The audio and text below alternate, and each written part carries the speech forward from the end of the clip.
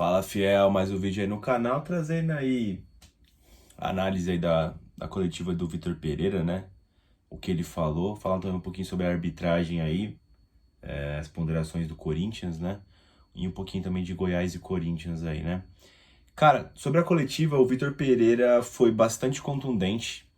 Ele que se propôs a falar da arbitragem, né? Ele geralmente é um cara que tenta não falar do juiz, ele sempre pula as perguntas sobre a arbitragem e tal. Mas ele não poupou críticas, né, para o Braulio, né, o juiz da partida, e para o D'Alonso lá, que era o árbitro de vídeo.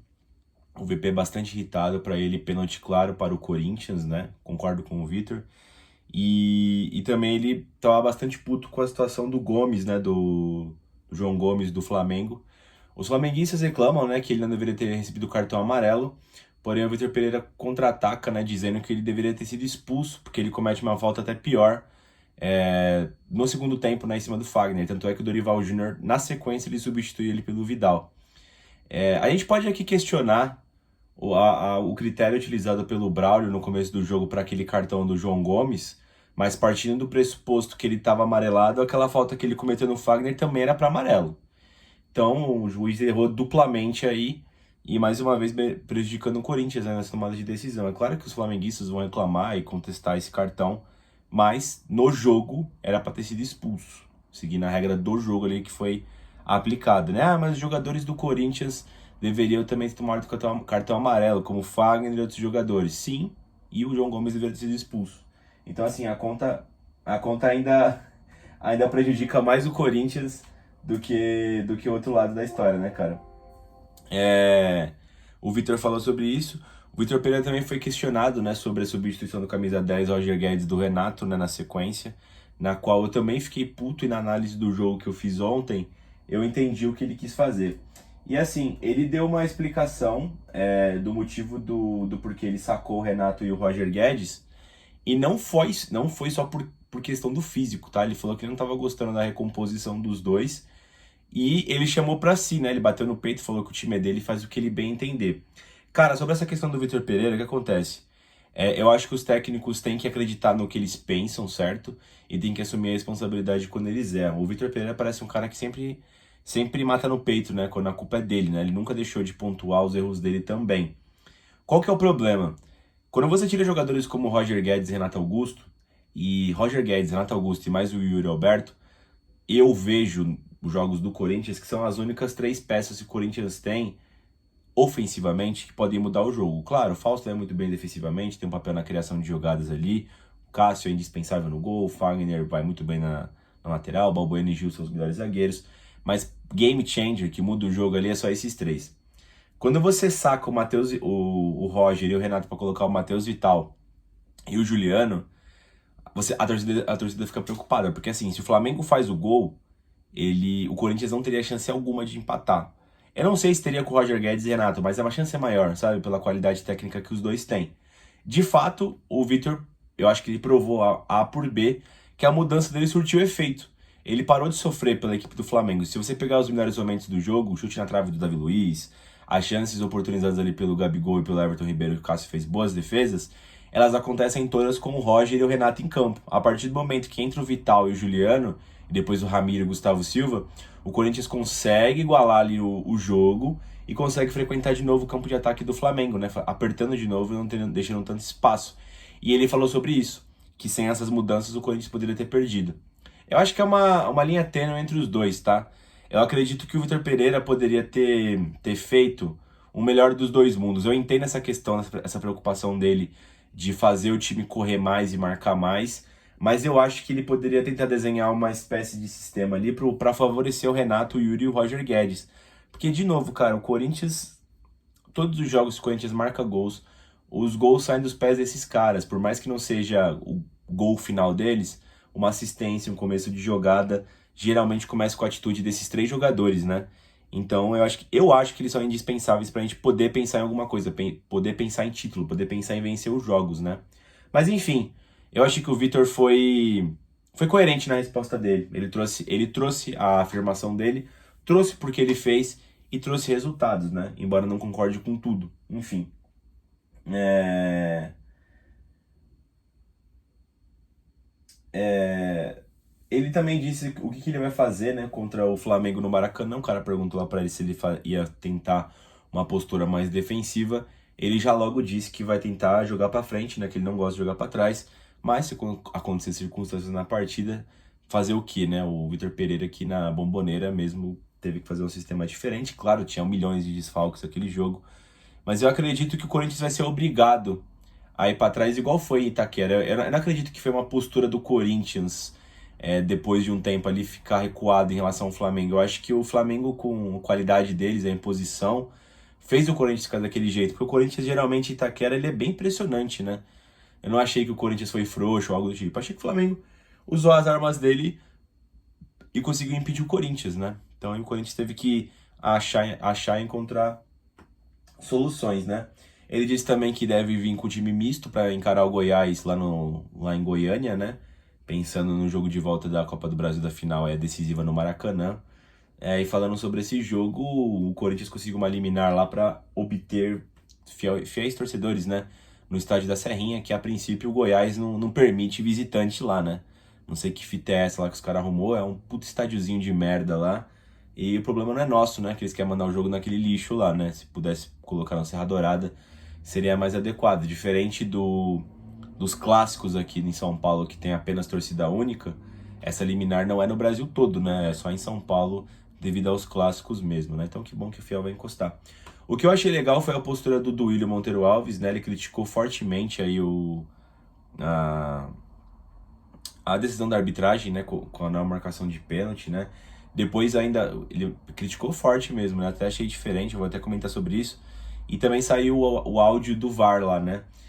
Eu achei patético, cara. Eu tinha falado ontem, já que eu tinha achado patético, mas com a descrição do vídeo, cara, ficou mais ridículo ainda. Porque assim, descobri hoje aí que aquela questão de você pegar na barriga e depois pegar na mão não invalidaria o pênalti, tá? Essa regra mudou há 2 anos atrás. Então, dependendo de como estava a posição do Léo Pereira, poderia ter sido sim marcado o pênalti. Lembrando que o pênalti foi impugnado por ter pegado na barriga do Léo Pereira. No vídeo, é bem claro o vídeo, o cara pergunta, pegou no braço, né, o Braulio, né? O Braulio nem veja a pergunta lá, porque ele não conseguiu ver. Aí o maluco que é assistente do VAR, ele aproxima lá a imagem e ele fala assim, eu acho que pegou na barriga, não tenho confirmação. Aí ele coloca uma câmera por trás e a bola passa reto. E ele fala, esse ângulo eu não consigo determinar. Aí ele volta pro mesmo ângulo na qual ele tentou mudar a primeira vez, que ele falou que ele acha que pegou na barriga. Aí ele fala, confirmado, a bola pegou na barriga. Não dá pra ver. Como é que ele confirmou aquilo? Não tem como ver. Então, assim, era pra ele ter, no mínimo, chamado o Braulio lá pra dar uma analisada no VAR, né? E assim ele dá o veredito final. A questão não é que se foi pênalti, claro, não. Eu acho que foi pênalti. A questão é a não utilização da medida correta, né? Ele não teve confirmação. A imagem que ele utilizou, não tem como ele confirmar. Ele tem que me explicar onde é que ele viu, porque não dá pra ver que a bola pegou na barriga do Léo Pereira. Não dá pra ver, não pegou. Não dá pra ver, não pegou. A imagem não é consistente, logo a decisão tem que ir pra campo. A regra é simples, o procedimento é claro, né? Enfim. E aí o Corinthians tá trabalhando nisso, né? Fez uma nota oficial e tudo mais, né, cara? Eu não acho que é choradeira, tá, do Corinthians. O Corinthians, pra quem não sabe aí, é sempre ligado a apita-amigo, a esquema, né? Já cansei de ouvir, né? Esquema gambá dos rivais, né? O Corinthians vai jogar no Morumbi, vai jogar no Allianz Parque, tem sempre aquele, nossa, tomara que a gente não seja roubado, né? Itaquera é sempre roubado e tal, né? É um negócio assim que é até absurdo, né? Depois de um tempo você acaba até levando como piada, né? Mas uma coisa que sempre me incomodou na diretoria do Corinthians é essa omissão, essa passividade. Nesse meio tempo o Corinthians estava ganhando também, eu não sei se eles não se importavam com isso, mas eu acho que acaba denigrindo a imagem do time, sabe? O próprio Milton Neves, aproveitador, falava de apito amigo, né? Ele começou com essa parada. E, cara, desde que eu me conheço por gente, meus amigos, enfim, torcedores dos clubes rivais, qualquer tipo de jogo que o Corinthians ganha, fala que é roubado. É sempre assim, é sempre assim. E na mídia, aqueles, tipo, programas assim mais comediante, né, que não tem aprofundamento algum, tipo jogo aberto e tal, os malucos sempre foram nessa, né? É sempre apita amigo, foi roubado, esse time só ganha roubado, começa a fazer conspiração, análise, os negócios assim bem absurdo, né? E eu gostei dessa postura do Duílio. Eu acho que o Corinthians tem que brigar sim para manter sua imagem íntegra, para manter a instituição com uma cara limpa, para facilitar com patrocinadores e tudo mais. Eu não acho que é interessante ficar ligado com esse tipo de coisa e achar graça. É um clube sério, é um clube que briga pelos torneios e eu acho que não deve se contentar com menos, né? Eu vi aí os rival porco, né, falando de vocês agora estão de mimimi aí, né? Não era choradeira do Palmeiras, né? Amigo, é completamente diferente também, né? Ninguém aqui falou que os lances lá de Palmeiras e São Paulo na Copa do Brasil, que o Palmeiras estava errado.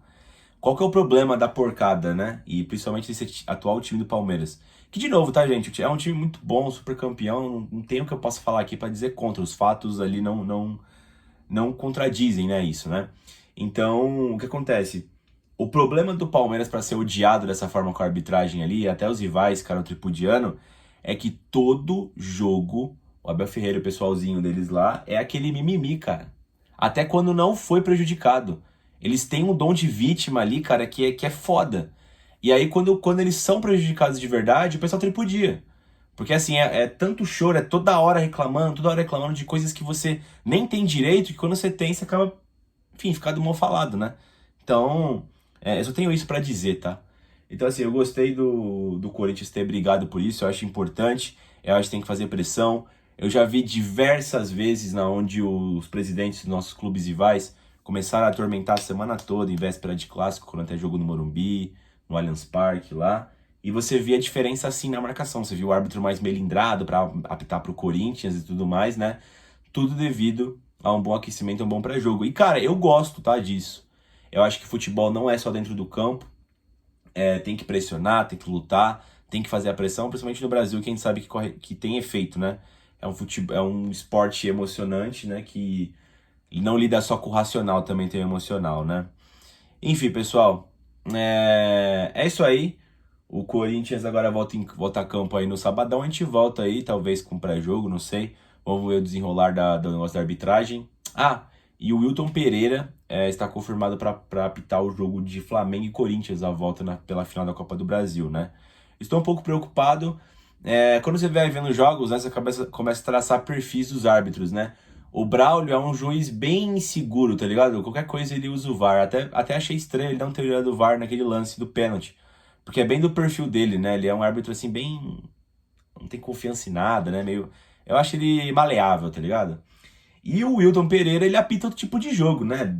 Pô, dá a louca nele lá, ele começa a não dar falta, é um bagulho assim absurdo. Tem que ver qual que vai ser o modo Wilton que vai estar ativado na final, né? E vamos ver se essa pressão do Corinthians aí na arbitragem traz algum tipo de resultado. E eu espero que traga mesmo. Eu não tô aqui. Eu não tô aqui buscando a bondade pro futebol, tá, pessoal? Eu tô só analisando aqui o lado do Corinthians e que eu acho que tem que fazer pra ganhar as partidas, tá? Então, é simplesmente isso. Cada um reclama do que se sente prejudicado. Foi sempre assim, vai ser sempre assim. Eu não vou estar aqui pra mudar as coisas, tá? Eu tô só reclamando do meu lado também. Não vou pagar aqui do bom samaritano, e porque os clubes não se unem. Não, todo mundo sabe que a arbitragem é o lixo, cada um corre pelo seu. E não vai mudar agora, né? Não vai ser eu que vou conseguir mudar isso. Enfim, fiel, se possível, deixa o like no vídeo, se inscreve no canal e vai Corinthians!